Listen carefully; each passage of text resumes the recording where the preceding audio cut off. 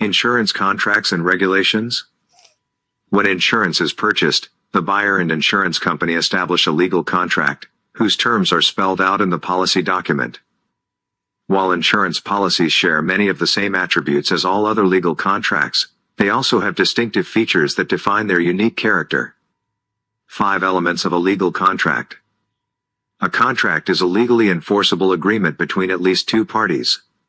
With insurance, those parties are the insurance company and the policy owner. If the policy owner and the insured are 2 different people, then both are considered parties, along with the insurer, in what is called a third-party contract. A legal contract involves an enforceable binding promise by at least one party. With insurance, only the insurer makes a binding promise, which is to pay policy benefits when a covered loss occurs. Though required to pay premiums to keep coverage active, the policy owner makes no enforceable promise to do so. To be considered legal, a contract requires 5 things: offer, acceptance, consideration, competent parties, legal purpose. Offer. The first step in the formation of a legal contract is the making of an offer by an offeror to an offeree. In the typical insurance transaction, the applicant, offeror, makes an offer to the insurance company, offeree, through a signed application plus the initial premium. Without the premium, the application is merely an invitation to the insurance company to make an offer to the applicant. The insurer may respond by issuing a policy, but in doing so it becomes the offeror. Insurance coverage is not effective until the applicant, now the offeree, accepts the insurer's offer by paying the first premium when the policy is delivered. Acceptance. Simply extending an offer doesn't result in a contract unless the offeree accepts the offer. With insurance, the insurance company reviews the application and signals its acceptance of the applicant's offer by issuing a policy as applied for. If the insurer determines that it cannot accept the application as applied for because the applicant has elevated risk factors, it may counteroffer by offering a rated policy, that is, one with a higher premium to reflect the applicant's higher risk, or one with an attached rider restricting coverage. It is then the applicant's responsibility to accept or reject the counteroffer by accepting, or not, the rated policy. Example: Jane has just applied to XYZ Life Insurance Company for a $1 million life insurance policy as a standard risk. By submitting her application and paying a premium deposit, Jane has made an offer to XYZ Life. If XYZ Life finds she is a standard risk, it will accept Jane's offer by issuing a policy as applied for. Suppose XYZ Life's underwriters determine Jane's health makes her a substandard risk. She is, nonetheless, insurable, so the insurer offers Jane a rated policy with a $500,000 face amount. XYZ Life has effectively made a counteroffer, which Jane can now accept or reject. Consideration. With respect to contracts, consideration is what each party gives to demonstrate its commitment to the agreement. With insurance contracts, the applicant's consideration is the initial premium payment. If paid with the application, coverage may become effective the date the application was signed. If paid after the application is submitted, coverage does not become effective until the first premium is paid to the insurer, or the insurer's agent. The insurance company's consideration is its good faith promise to pay benefits as defined in the policy. Competent parties. For a contract to be enforceable, all parties must be deemed legally competent when the contract is established. To be considered legally competent, a person must be mentally sound, of legal age, not under the influence of drugs or alcohol. Most states stipulate a certain minimum age for a person to be deemed legally competent to purchase an insurance contract, which in some states is as low as 14 or 15 years old. The insurance company's competency is demonstrated by its possession of a certificate of authority to do business in a state. Legal purpose. For a contract to be enforceable, it must serve a legal purpose. Insurance is presumed to serve a legal purpose. An example of an illegal and unenforceable contract would be an arson for hire contract. Unique attributes of insurance contracts. Insurance contracts are defined by several unique attributes, including contracts of adhesion, aleatory, personal, Unilateral. Conditional. Contract of adhesion. With insurance, the insurer determines the contract's terms. It is a take-it-or-leave-it proposition. This is an example of a contract of adhesion. A contract of adhesion is drafted by one party, the insurer. The other party, the policy owner, must accept its provisions. Ambiguities in a contract of adhesion. Because applicants for insurance have no input in drafting the contract's language, courts have ruled that ambiguities in the contract must be interpreted to the benefit of the policy owner. Example. A Florida district court was asked to settle a dispute between a group of policy owners and the insurer regarding a long-term care insurance policy provision. The policy included an automatic benefit increase provision.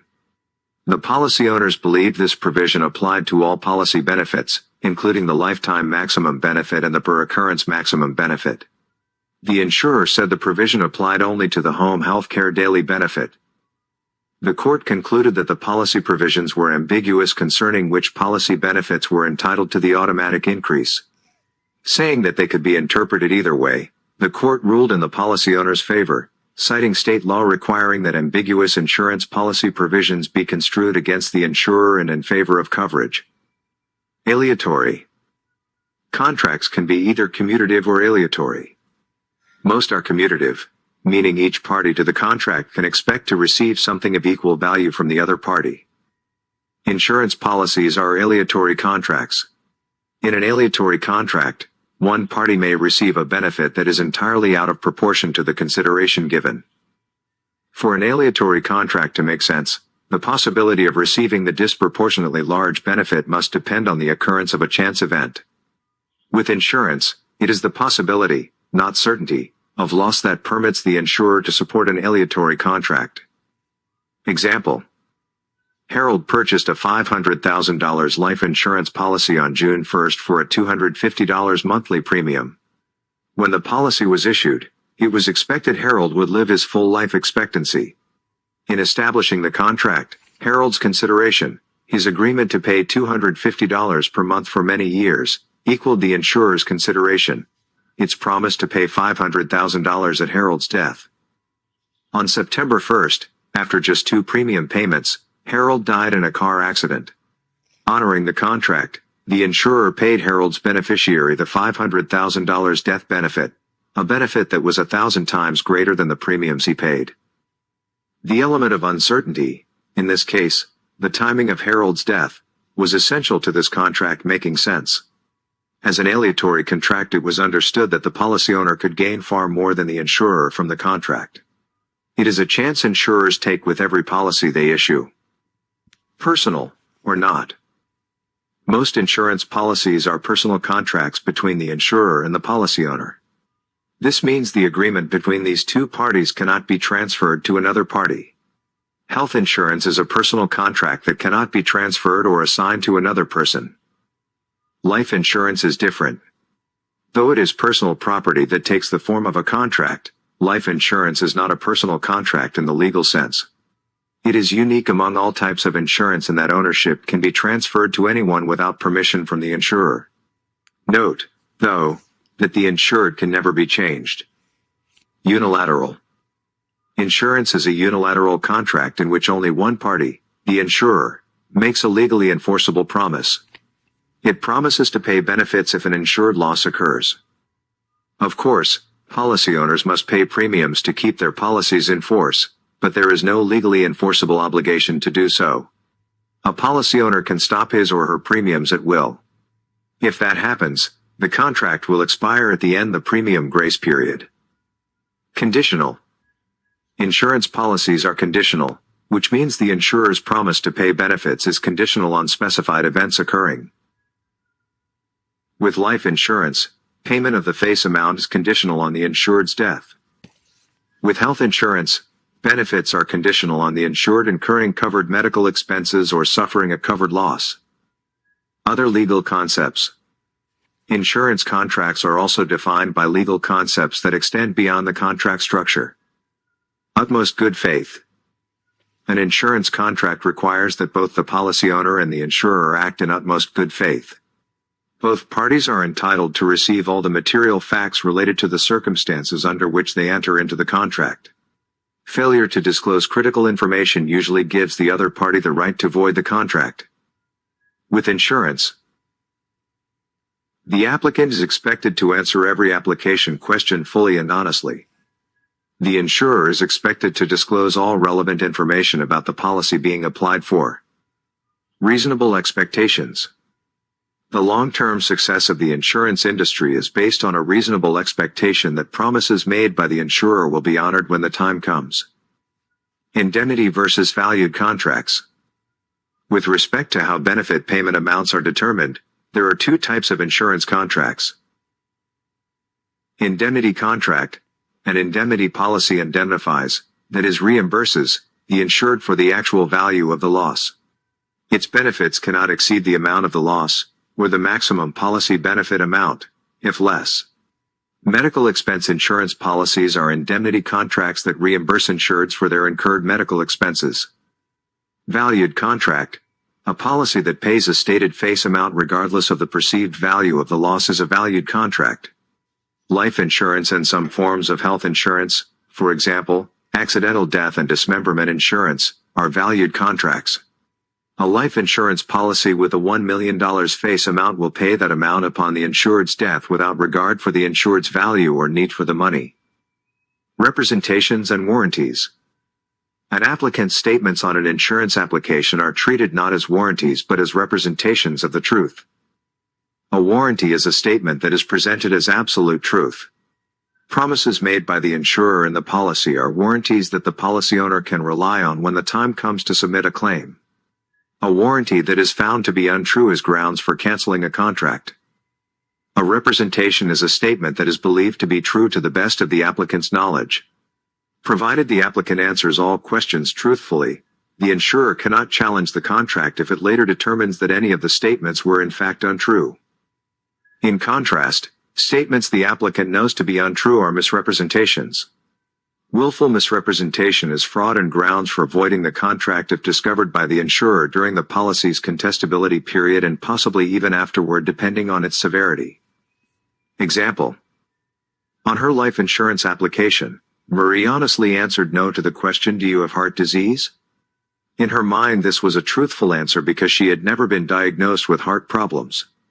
Further, nothing was detected in the medical exam conducted as part of the application.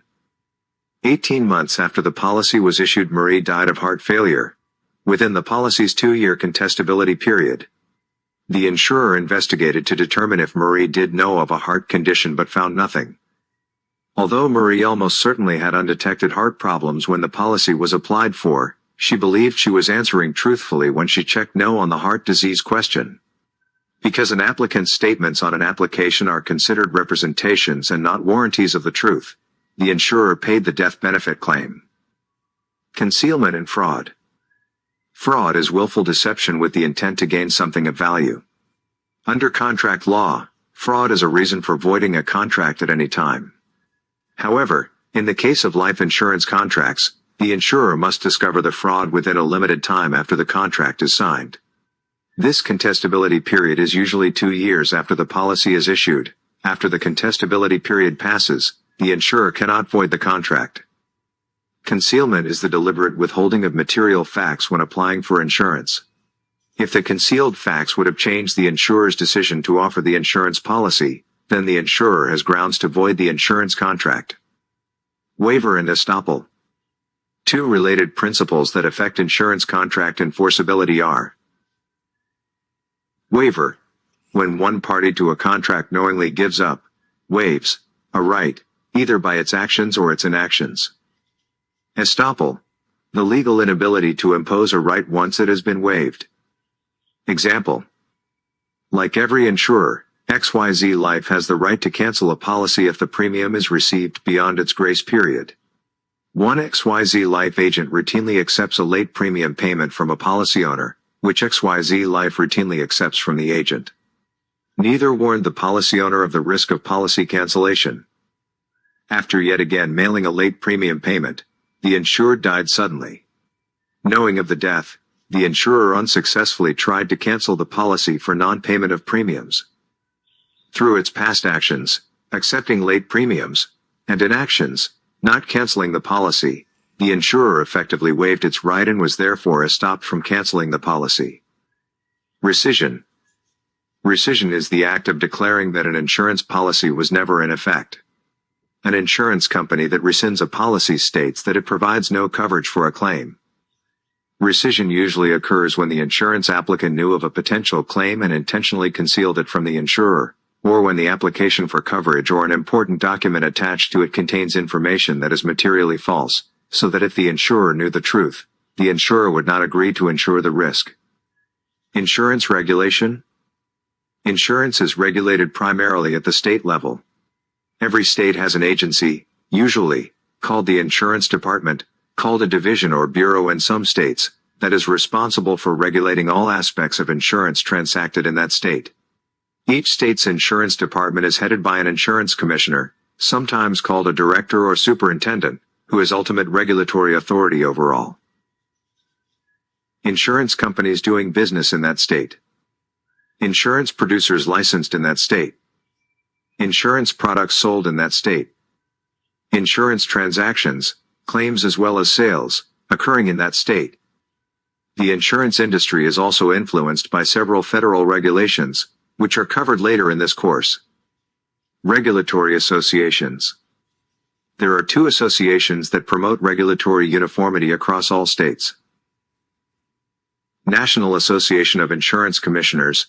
The NAIC represents the insurance department of every state, the District of Columbia, and several U.S. territories. It meets to promote uniformity through development of model insurance regulations. While states are not required to adopt NAIC model regulations, most do adopt them in some form. National Council of Insurance Legislators, comprised of state legislators from every state, NCOIL works in tandem with the NAIC to help state legislators understand the importance of NAIC model regulations.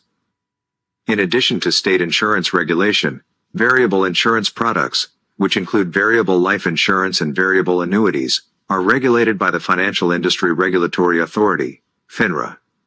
Working under the authority of the Securities Exchange Commission (SEC), FINRA is a quasi-private corporation that is authorized by Congress to oversee the business of securities brokerage firms and insurance companies selling variable insurance products.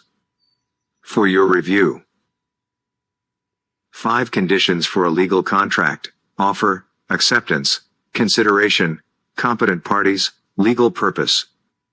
Applicant makes an offer through the application and premium deposit. If the insurer accepts the application as applied for, the insurer has accepted the applicant's offer. If the insurer issues a policy on a basis other than as applied for, the insurer has rejected the applicant's offer and made a counteroffer. The applicant's consideration is the initial premium payment. The insurer's consideration is its promise to pay the policy benefits. Insurance contract attributes: contract of adhesion, aleatory, personal, unilateral, conditional. As a contract of adhesion, ambiguities in the contract must be interpreted to the benefit of the policy owner. An applicant's statements on an insurance application are representations, not warranties. Insurance is primarily a state-regulated industry, though there are some important federal laws that impact insurance sales. Please.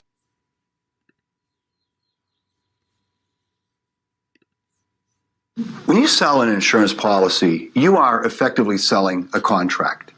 This lesson makes the point that insurance policies are contracts, and as such, they must adhere to a number of important basic contract rules. Now, the rules that we want to focus on right now are, first of all, the process that goes into setting up a contract, especially an insurance policy. The process begins by one party making an offer to the other party. In a typical insurance transaction, the party making the offer is the applicant. And the applicant makes the offer by completing an application and including with that application an initial deposit. Now, if the insurer accepts that application as presented and issues a policy, it effectively accepts the offer and we have a contract in effect. However, several things can change that process. For example, If the applicant does not include a premium with the application, then the applicant is effectively inviting the insurance company to make an offer. And the insurance company will go through the underwriting process. It will look at the application. It will determine, is this an insurable risk? And they will issue a contract that is not effective until it is delivered by the agent and that first premium is collected. The premium and the application are the component parts to an offer. Now, an easy way to learn about an insurance policy is to take one and look through it. Now, I've got a sample policy right here, and I just want to give an example. Throughout this program, you're going to be hearing about a lot of different contract provisions, and I want to just read you one of them, and that is the provision dealing with the contract. This policy says that this policy is a legal contract between the owner of the policy and the name of the insurance company. The policy, which includes the attached application, is the entire contract between the insured and the company. All riders that are attached to it are also part of it. So the point is that when you sell an insurance policy, you're selling a contract, and the application is a critical part of that contract. When we talk a little bit about completing the application, that will help explain why it is so important to make sure that the application is written completely and accurately. There is one additional topic that we should talk about when we talk about insurance contracts, and that is the distinction between warranties and representations. Now, this is important, especially for your licensing exam. A warranty is a statement that is essentially true and is guaranteed as true. And in fact, if somebody can prove that another party violated a warranty, those are grounds to void a contract. A representation, on the other hand, is a statement that is true to the best knowledge of the person making that statement. In the insurance application, statements made by the applicant are deemed to be representations and not warranties. That is, it is presumed that the answers that the applicant puts down in the application are true to the best knowledge of the applicant. Now, let me stop and say one thing right now. This does not give an applicant an open ability to conceal something. Concealment is fraud. Representations do not mean that you can lie on an application. But it does mean that as long as you believe the statement is true, the insurance company cannot come back later and contest the contract. Let me give you an example. Let's say that you're taking an application with a customer, Mary, and in the health section of the application, Mary writes down to the question, do you have heart disease? To the best of her knowledge, she does not. She hasn't been to a doctor. She feels fine for her age, and so she honestly says, no, I do not have heart disease. The policy is underwritten. The company issues a policy. And 6 months later, Mary dies of a heart attack. The insurance company, because it was in the 2-year incontestability period, is going to investigate that claim. And their claims examiner is going to dig to find out, did Mary in fact know that she had a heart problem when she answered no on the application, I do not have a heart problem? Now, a medical doctor could say, the type of problem that she died of had to have existed before 6 months ago. She had to have had heart disease. That is what she died of. If the statements made on the application were deemed to be warranties, that could be grounds to void the contract. Because even though she didn't know it, if factually speaking she was deemed to have had heart disease, that would void the contract. But because her statement was a representation and she honestly believed she did not have a heart problem, the company cannot void the contract because it was not an incorrect statement to the best of her knowledge. Okay, so we are back with the quiz. And this is going to be question 1. Statements that are guaranteed to be true, such as insurance promise in the policy, are called, I want to say declarations. Guaranteed to be true. All right. Could be representations. All right, so we'll go with representations for now. All right, which of the following statements about utmost good faith in the contract is correct? Both the insured and insurer must be in good faith. Only the insured and beneficiary. All right, let's try this one. All right, Tim had paid only 4 premiums, totaling $1,000 on his health insurance policy when he was diagnosed with cancer. The insurance company paid more than $100,000 to cover the medical bills for his treatment during the next year. This situation demonstrates which of the following characteristics of insurance contracts. I can't remember what this meant. Could be this one. This one's a guess, totally. I cannot remember what this word meant, but I know we went over it. For a life insurance contract to be enforceable, which of the following parties must be legally competent? I would think everybody would need to be competent. Maybe the applicant and insurer. Could be the beneficiary too. Let's see how we did. Oh my God. I think I just got one wrong. Wow. That's shocking. Wait till I get 100% correct. You're going to hear me yelling. That's amazing. Okay. All right. So the first one, guaranteed to be true, are the warranties. Okay. Misrepresentatives could be true, maybe not. We just went over that. What's the matter with you, Shal? I don't know. All right. So question 2. Both the insured and insurer have to act in good faith. Question 3, I totally guessed on this. I don't even know how to pronounce this word. Aleatory. One party may receive a benefit that is entirely out of proportion to the consideration he or she is giving. Tim received a disproportionate amount of benefits compared to the amount of premiums that he paid for. I would say so. He received more than $100,000 to cover his medical bills, and he only paid 4. Okay, so we got to remember this word because this probably will be on the test. All right. The applicant and insurer must be legally competent, which means they must be mentally sound, legal age, excuse me, and not under the influence of drugs or alcohol. All right, so let's see where we're at in our lessons. This is insurance contracts and regulations. I have no idea what's next, but stay tuned for the next lesson, everybody. Thank you for those who stayed till the end.